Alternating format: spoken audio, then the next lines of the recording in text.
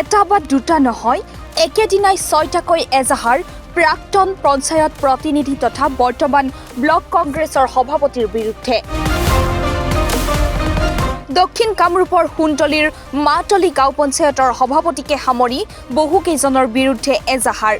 মাতলি গাঁও পঞ্চায়তৰ প্ৰাক্তন সভাপতি তাইজুদ্দিন আহমেদ, ৱাৰ্ড সদস্য আনোৱাৰা বেগম, GRS ইছমাইল হুছেইনকে ধৰি কেইবাজনৰো নামত এজাহাৰ। পঞ্চায়তৰ উন্নয়নমূলক কামৰ পৰা কোটি কোটি টকা আত্মসাৎ কৰাৰ অভিযোগ ভুক্তভোগী ৰাইজৰ। প্ৰধানমন্ত্ৰী আৱাস যোজনাৰ ঘৰ নিৰ্মাণ নকৰি সমুদয় টকা আত্মসাৎ কৰাৰ অভিযোগ। ঘৰ নিৰ্মাণৰ বাবদ জব কাৰ্ডৰ জৰিয়তে অহা লাখ লাখ টকা আত্মসাৎ কৰিছে প্ৰাক্তন পঞ্চায়ত কৰ্মীসকলে।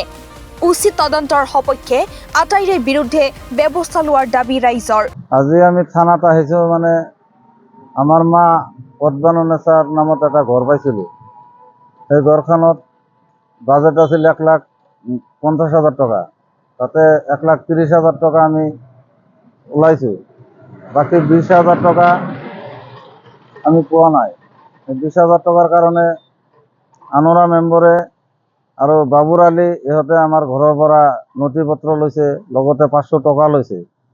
লৈ কেনে সিহঁতে ভুৱা কৰি একাউণ্ট কৰি নিজৰ ফিংগাৰ দি টকা 20,000 সিহঁতে ওলাই লৈছে। সরকার ঘর পাইছিল ফুলচান নেচার, তার 1,50,000 টাকা, 30,000 টাকা আমি পাইছো আর 20,000 টাকা আমি পাওয়া নাই।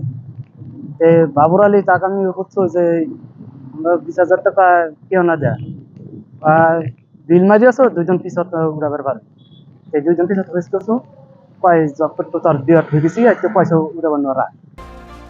বক্কৰ পৰা বুলবুল হুছেইনৰ প্ৰতিবেদন, দি নৰ্থ ইষ্ট।